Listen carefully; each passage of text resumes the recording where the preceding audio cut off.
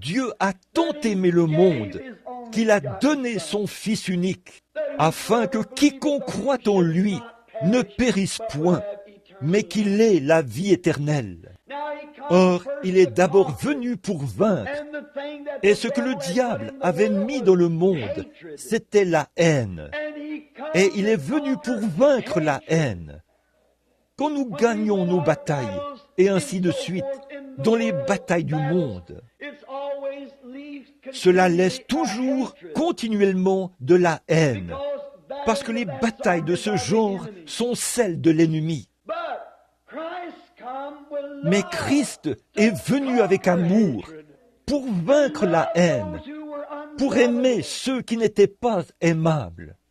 Il est venu avec une arme différente, et il s'est humilié, a été fait de peu inférieur aux anges, pour souffrir la mort et pour donner un exemple. Et quand il était ici sur terre, il a marché parmi les hommes.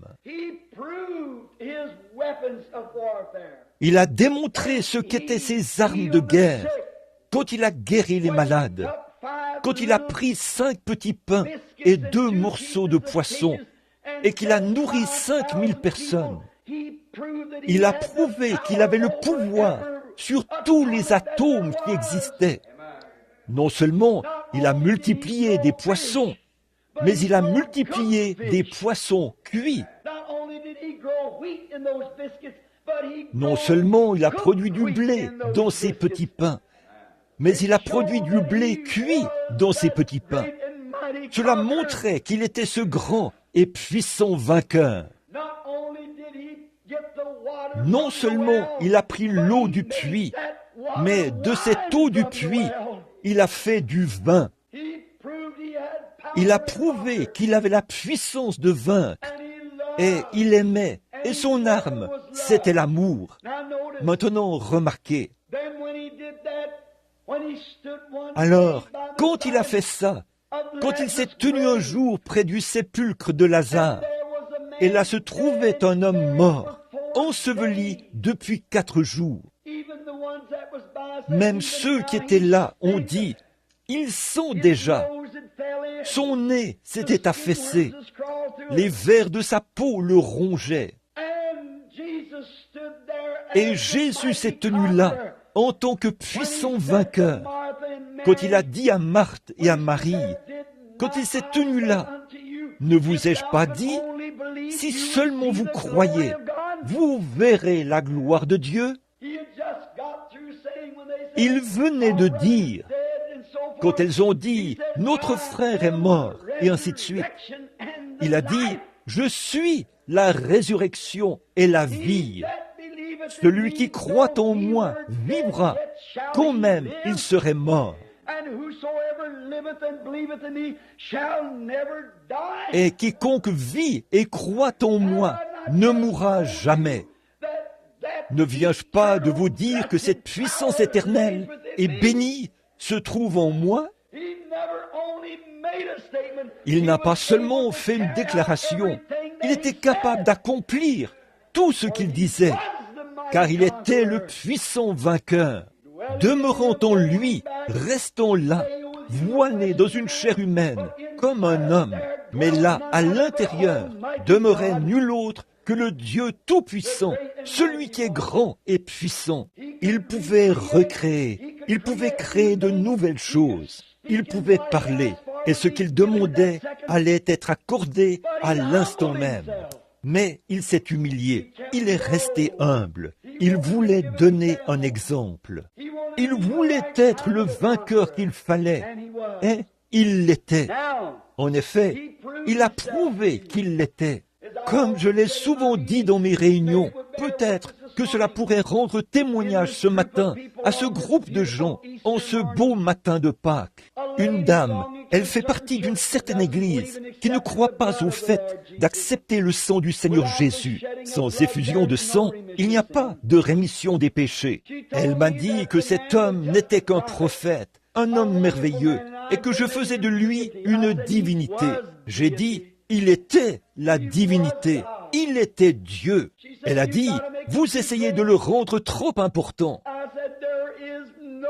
J'ai dit, aucun mot ne pourrait exprimer sa grandeur.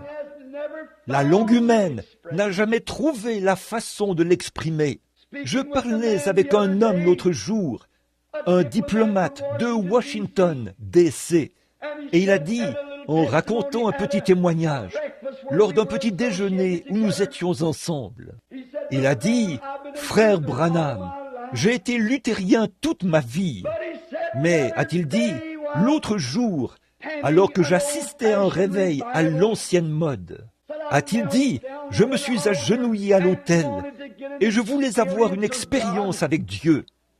Il a dit, et pendant que j'étais là, à genoux, or, c'est un diplomate de Washington qui a même servi sous le président Coolidge.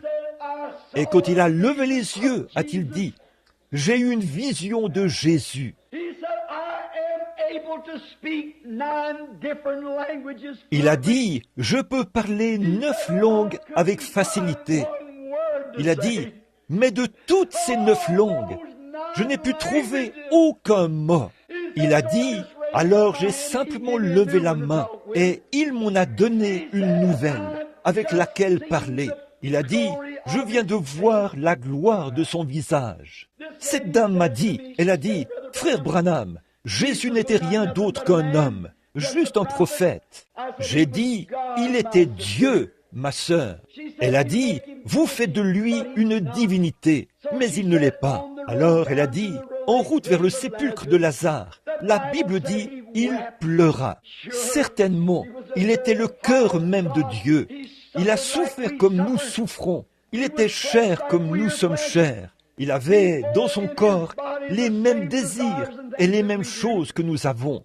Pourtant, pour devenir un sacrifice parfait, il fallait qu'il vive toutes ces choses. Il l'a fait. Mais j'ai dit, elle a dit, il a pleuré en se rendant au sépulcre de Lazare. J'ai dit, mais, oh madame, c'est vrai, il était un homme quand il pleurait.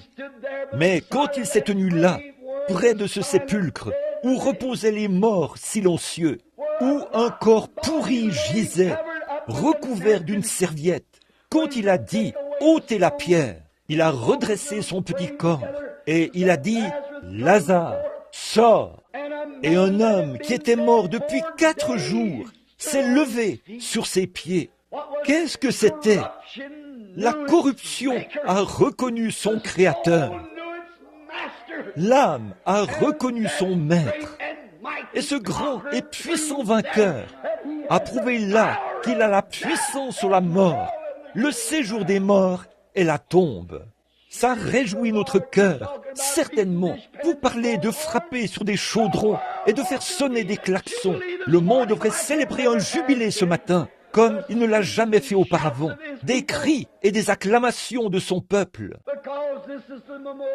Parce que c'est le jour où on commémore le moment où il a vaincu le dernier ennemi et qu'il nous a libérés, nous, captifs. Oui, il était un homme, c'est vrai, il a prouvé qu'il était un homme, et il a prouvé qu'il était Dieu. Un soir, alors que la grande mer déchaînée, qui a pris des milliers de vies, peut-être que certains d'entre vous, les mères ici ce matin, vos garçons sont morts sur la mer déchaînée, tout là-bas. Ils ont peut-être sombré sous les flots des vastes champs de bataille de ce monde. Certains de vos bien-aimés reposent là-bas, peut-être au fond de la mer. Mais un soir, alors qu'il se trouvait dans un petit bateau et que les vagues bondissaient sur la mer comme un bouchon de liège, il s'est levé et a posé son pied sur le bastingage du bateau. Il a levé les yeux vers le ciel et a dit « Silence !» Et aux vagues, il a dit « Tais-toi !» Et cette mer puissante est devenue lisse, si bien qu'il n'y a plus une ride sur l'eau. Certainement, il l'était. Il est vrai qu'il avait faim comme un homme. Quand il est descendu de la montagne et qu'il avait faim, il cherchait quelque chose à manger sur un arbre. Il était un homme. Mais quand il a pris ses 5 petits pains et quelques poissons, et qu'il a nourri 5000 personnes, il était plus qu'un homme. Quand il est mort, il y a 1900 ans, avant-hier, pendu à une croix, implorant la miséricorde à grands cris, « Mon Dieu, pourquoi m'as-tu abandonné ?» Il est mort comme un homme. Mais il y a 1900 ans et quelques, ce matin, il a prouvé ce qu'il était. Il a donné le dernier sceau de sa fonction de Messie, quand il a rompu les liens de la mort et du séjour des morts, et qu'il est ressuscité de la tombe, triomphant. Je suis vivant au siècle des siècles. Et parce que je vis, vous aussi, vous vivez. Voilà le vainqueur. Vous parlez d'arracher son tablier et de l'agiter. Les gens disent que nous sommes fous parce que nous poussons des cris et que nous courons, que nous crions et que nous hurlons. Ils n'ont jamais ressenti les vibrations de la victoire du ciel. Comme quoi, la bataille est terminée. Notre grand et puissant vainqueur a remporté toutes les victoires. Il se tient seul, ce matin, indemne. Quand il est venu sur terre, on lui a donné le nom le plus dégradant qu'on puisse lui donner. En tant que fanatique, on l'a appelé Belzébul, le prince des démons. C'est vrai, il est allé dans la ville la plus basse de la terre, Jéricho, et le plus petit homme de la ville devait baisser les yeux pour le voir. Mais quand Dieu, il y a 1900 ans, l'a ressuscité, c'est ce que les hommes lui ont fait. Mais avec l'arme de l'amour, il a vaincu tous les démons. Et Dieu l'a élevé tellement haut, et il lui a donné un nom au-dessus de tout nom qui est donné dans les cieux et sur la terre. Chaque nom dans le ciel s'incline devant le nom de Jésus. Chaque ange, chaque monarque, tout s'incline devant le nom de Jésus. Toute langue le confessera, tout genou fléchira devant lui. Et il est monté tellement haut qu'il doit même baisser les yeux pour voir les cieux. Voilà le puissant vainqueur. C'est lui qui l'a fait quand il a quitté la terre. Comme nous l'avons vu hier soir, il avait les clés de la mort et du séjour des morts accrochées à sa ceinture. Amen. Ne crains point, je suis celui qui était mort et je suis de nouveau vivant au siècle des siècles. Est une conjonction. J'ai les clés de la mort et du séjour des morts accrochées juste ici. Vous parlez d'un vainqueur. Et parce que j'ai vaincu, j'ai simplement fait une route pour que vous puissiez y voyager. L'homme a été rejeté du ciel. Les routes étaient fermées. Il n'y avait pas de route. Mais là où il n'y avait pas de route, il est venu en faire une. Oh là là! La première couche, c'était les démons du doute. La suivante, c'était les préjugés. La suivante, c'était l'égoïsme. Cette terre était couverte de couches de puissance démoniaque. Puis la maladie, les infirmités. Mais quand il a commencé à monter au ciel, hier soir, nous l'avons vu sortir de l'enfer avec les clés de la mort et du séjour des morts à sa ceinture. Ce matin, nous l'emmenons là-haut. Alléluia! Quand il est ressuscité, il était triomphant. Et en montant, il a brisé tous les pouvoirs du diable qui s'emparent des hommes. Il est monté en haut et a fait des dons aux hommes, les dons du Saint-Esprit. Le puissant vainqueur, il se tient seul ce matin. Et entre lui et chaque croyant, il y a la grande route bénie de la sainteté, sur laquelle marcheront les justes. Il n'y a pas moyen de contourner cela. Il n'y a qu'une seule voie qui a été tracée à partir de la gloire. Il a laissé des empreintes de pas ensanglantés alors qu'il marchait dans les corridors des puissances démoniaques. Et il a tracé une route pour nous d'un bout à l'autre.